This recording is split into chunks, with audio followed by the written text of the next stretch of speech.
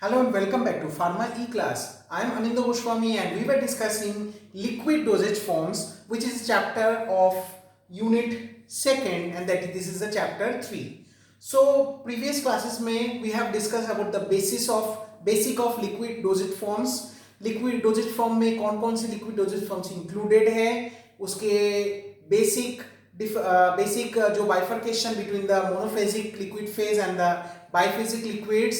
उसके अलावा we started with different excipients which is used in the formulation of liquid dosage form. So in the previous lectures we have discussed about the different additives or excipients which are a compulsory or a must, like as for example the vehicles, the solvents, the co-solvents, the preservatives, the antimicrobial preservatives, the stabilizers and antioxidants, and different colors, flavors, adjuvants, then sweeteners. So let us come to two of the very important excipients which is required for stabilizing or to properly design a biphasic system, maybe emulsions and maybe suspension, that is suspending agents and emulsifying agents.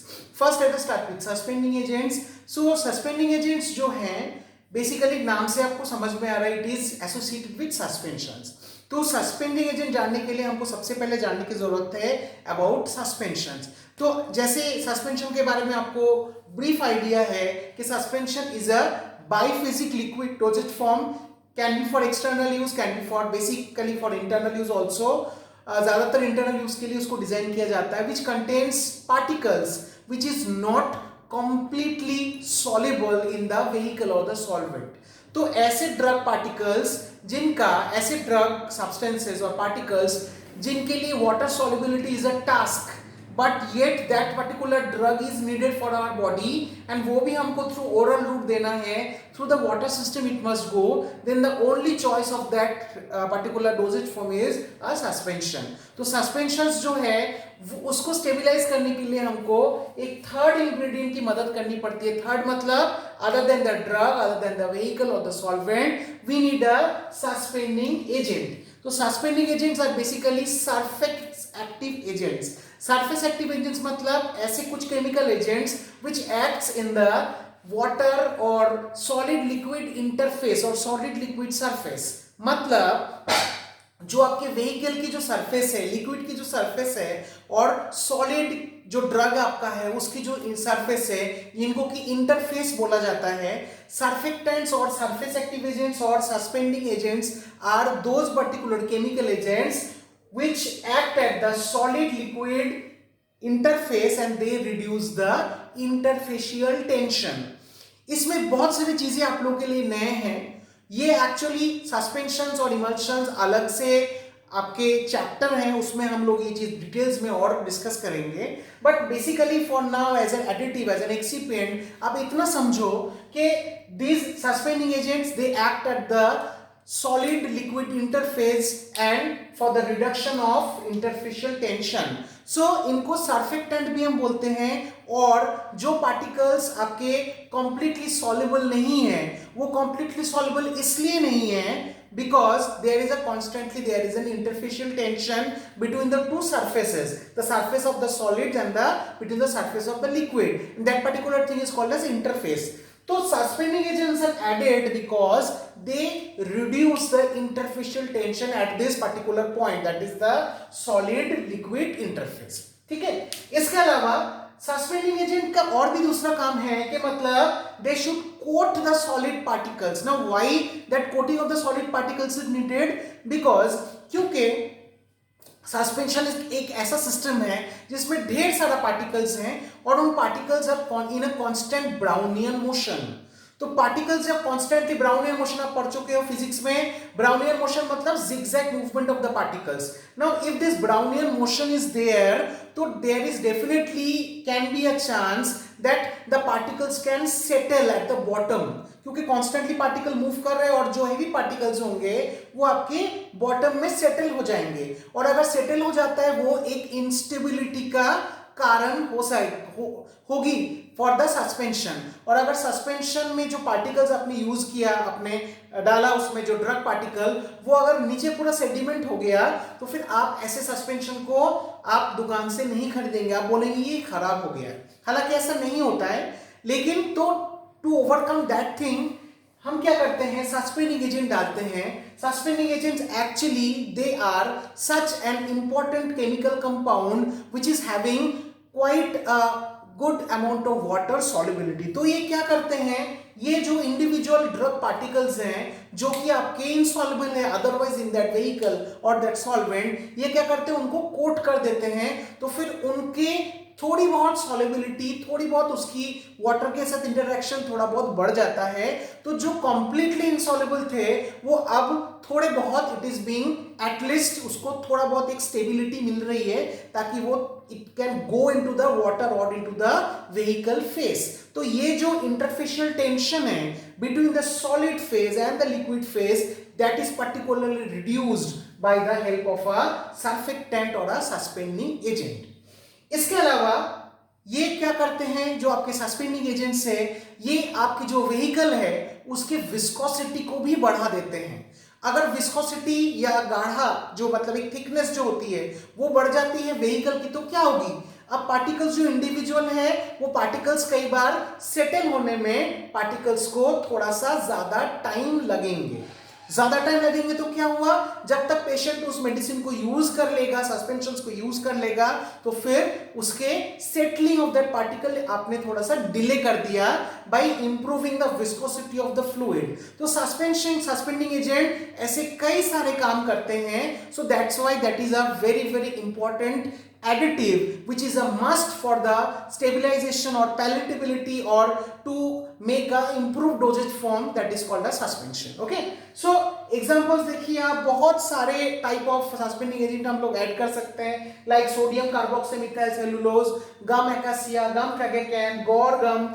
ऐसे बहुत सारे और भी suspending agents हैं जिनको कि हम routinely या फिर कुछ सिंथेटिक पॉलीमर्स भी हैं जैसे कि आपका पॉलीएक्रिलिक एसिड और कार्बोपॉल, और कुछ आपके कुछ प्रोटीनेशियस सब्सटेंस लाइक जिलेटिन. ऐसे बहुत सारे कैटेगरी के अलग अलग केमिकल नेचर के सस्पेंडिंग एजेंट्स हैं जिनका एकमात्र काम है कि they are being added for two purposes, that is they are being added to reduce the interfacial tension at the solid liquid interface, as well as they act in building up the viscosity of the solubilizing fluid or the vehicle, so that particles एक तो जो completely insoluble थे बिल्कुल वो proper तरीके से थोड़ी सी उसकी वाटर एफिनिटी इंप्रूव हो, तो थोड़ा सा वो वाटर फेज में जाने की, डिसॉल्व जाने की, डिस्पर्स होने की कोशिश हो उन पार्टिकल्स में. प्लस अगर पार्टिकल्स इंडिविजुअल है, पार्टिकल्स सेटल बहुत जल्दी हो जाते हैं, उसके टाइमिंग्स को थोड़ा सा बढ़ा दो. कैसे ना, you improve the viscosity of the solubilizing fluid, और जो व्हीकल है उसके विस्कोसिटी को बढ़ा दो तो फिर पार्टिकल्स थोड़े धीरे धीरे सेटल होंगे. In that case it is just an attempt to make a good or a stable suspension like type of dosage form, which is a biphasic dosage form which involves solid and एक vehicle, और particularly उस solid उस vehicle में completely solubilized नहीं है. ठीक है, बहुत सारे सस्पेंडिंग एजेंट हम लोग यूज करते हैं पर्टिकुलर कॉन्सेंट्रेशन, लाइक आपका sodium carboxymethyl cellulose which is used in the concentration of 0.5 to 2.5%, tragacanth in the concentration of 1.25%, guar gum in 0.5%, Carbopol की डिफरेंट ग्रेड्स हैं इन 0.3%. तो it is a very very important type of additive और excipient जो कि हम लोग को liquid dosage form, particularly biphasic liquid dosage form और सस्पेंशन लिक्विड डोजेज फॉर्म्स को स्टेबलाइज करने के लिए हम लोग को यूज करना पड़ता है. इसके बारे में हम डिटेल्स डिस्कस करेंगे, इनके mechanism of action, because in short mechanism of action is quite vast. तो सस्पेंडिंग एजेंट्स के मैकेनिज्म ऑफ एक्शन और कैसे in real they are being utilised for the stability purpose of suspensions, ये हम लोग discuss करेंगे जब हम सस्पेंशन चैप्टर पढ़ेंगे which is a part of the biphasic liquid which is in your next unit. Next come to another quite important additive that is called emulsifying agent, emulgents or emulsifiers. ये तीनों नाम से इनको जाना जा सकता है. Now what are emulsifying agents? नाम से आपको समझ में आ रहा है, emulsifying agents are those chemical compounds which is being used to stabilize an emulsion or to make an emulsion quite stable. isn't it? So what are emulsions? First, emulsions are again a biphasic liquid dosage form जिसके अंदर दो we can provide two immiscible liquid phases. Maybe one phase may be oil, the other phase may be water, and this oil and this water is not miscible with one another in any proportion. Okay लेकिन कोई option अपने पास नहीं है कि अपने को oil phase और water phase जैसा ही बनाना पड़ेगा, बिकॉज द ड्रग जो आप यूज कर रहे हो it is oil soluble. Okay कोई जरूरी नहीं सारे drug it will be you will readily get that you can design it as a water soluble. No, कुछ ऐसे ड्रग्स हैं जो कि ऑयल सॉल्युबल भी होती हैं.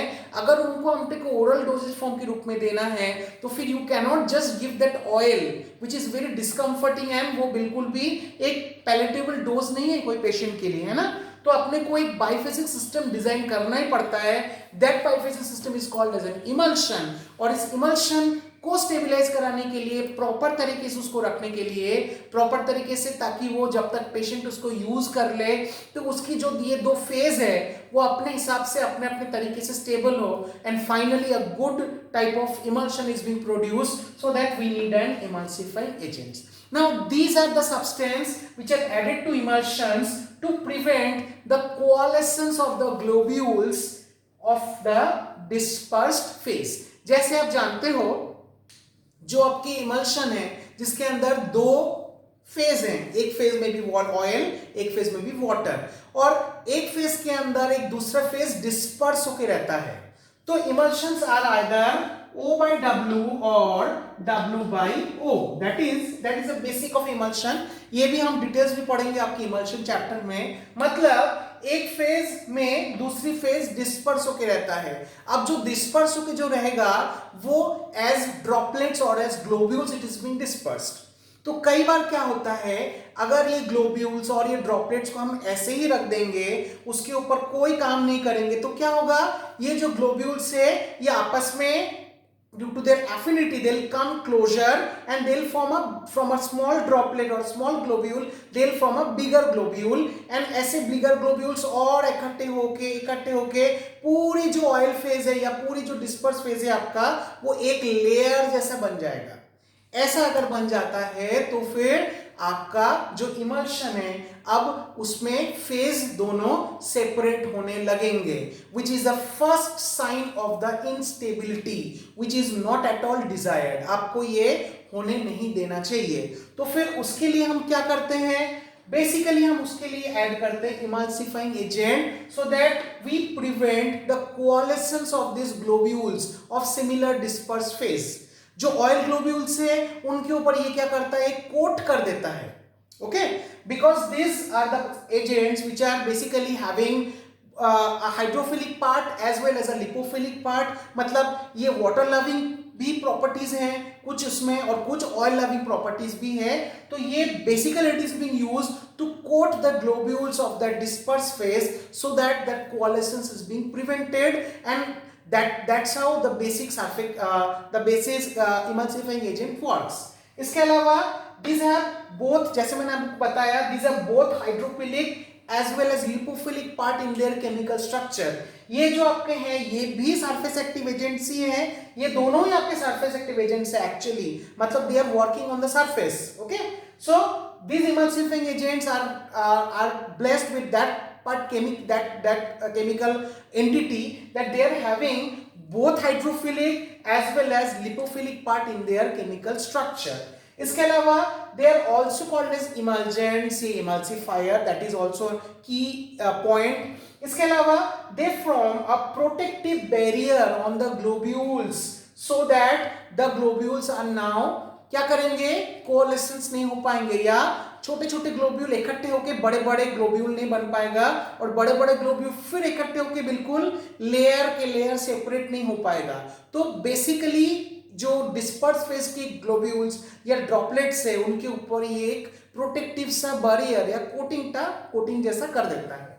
नेक्स्ट ऑल्सो ये काम आता है, जैसा मैंने आपको बताया, दे reduce the interfacial tension. Yes, between the two interfaces, because दो फेज है यहाँ पे, उन फेज के भीतर, उन फेज के बीच में जो पर्टिकुलर बाउंड्री है that is called as the interface of the surface, तो basically emulsifying agents also they are used to reduce the interfacial tension. इसके अलावा दे have a decrease potential for coalescence. They decrease the potential for coalescence by forming an electrical double layer.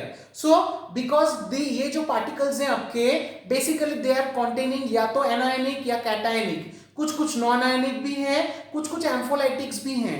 But ये क्या करते हैं, ये जो आपके मतलब एक पोटेंशियल है कोएलेसेंस के लिए, डिस्पर्स फेस की ग्लोब्यूल्स के ड्रॉपलेट्स के लिए, उनकी जो पोटेंशियलिटी उसको काफी डिक्रीज कर देता है by forming an electrical double layer. बहुत सारे इमल्सिफाइंग एजेंट्स यूज किया जाता है, बहुत प्रकार के केमिकल कंपाउंड्स है, जैसे कि आपका gum acacia, gum protectant, agar, starch, pectin, methyl cellulose, carboxymethyl cellulose. इसके अलावा कुछ एनायनिक, कुछ कैटायनिक, कुछ नॉन आयनिक या फिर कुछ ampholytics emulsifying agents are also there. और इमल्सिफाइंग एजेंट्स को जानने के लिए हम लोग और भी डिटेल्स में डिस्कस करेंगे. There is a particular scale that is called as hydrophilic lipophilic balance scale और HLB स्केल. और एक्चुअली उसके अनुसार आपके it is being selected, both the emulsifying agent as well as the suspending agent is being selected on the basis of that scale which is an arbitrary scale, जो कि हमारे पास available है. That scale decides which category के surface active agent you need for as a purpose of stabilizing a suspension or you need for the purpose of stabilizing an emulsion. उस HLB scale से एक idea लेके फिर उस HLB scale में range में जो सस्पेंडिंग एजेंट या जो इमल्सिफाइंग एजेंट्स आते हैं, या ब्रॉडर कॉन्सेप्ट अगर देखें तो जो सस्पेंडिंग एजेंट, जो सरफेस एक्टिव एजेंट्स आते हैं उसके हिसाब से हम उसको चूज करके, जैसे कि HLB स्केल में 0 से 3 जो वैल्यू है they are anti foaming agents. जो आपके 4 से 6 की वैल्यू है वो WO type of emulsifying agent है. जो आपके HLB स्केल के 7 से 9 के रेंज में है वो वेटिंग एजेंट्स है, जो कि कई बार हम देखते हैं कि पानी में हम पर्टिकुलरली केमिकल डाल रहे हैं बट वो वेटिंग नहीं हो पा रही है, because we need to add some wetting agents. So ऐसे सस्पेंडिंग एजेंट्स, कुछ सरफेस एक्टिव एजेंट जो वेटिंग एजेंट का काम करता है. अगेन 8 से 18 जो रेंज के जो HLB स्केल में जो सरफेस एक्टिव एजेंट्स हैं उनको हम O/W type of emulsifying agents से इमल्सिफायर्स के लिए यूज करते हैं. जो आपके सॉल्युबलाइजिंग एजेंट्स है वो 10 से 18 उनकी HLB वैल्यू है, और 13 से 15 in between they such surface active agent they are used as detergents. तो आपको कौन से पर्पस के लिए चाहिए ये सरफेस एक्टिव एजेंट्स, और उसके हिसाब से what we need to stabilize a suspension or we need to stabilize an emulsion, and वो भी किस कैटेगरी के emulsion, oil in water type of emulsion और water in oil type of emulsion. तो उस हिसाब से आपको ये दोनों एडिटिव्स को चूज करना पड़ता है, एंड ये दोनों additives are the basic, a very primary additive in terms of the biphasic liquid dosage forms.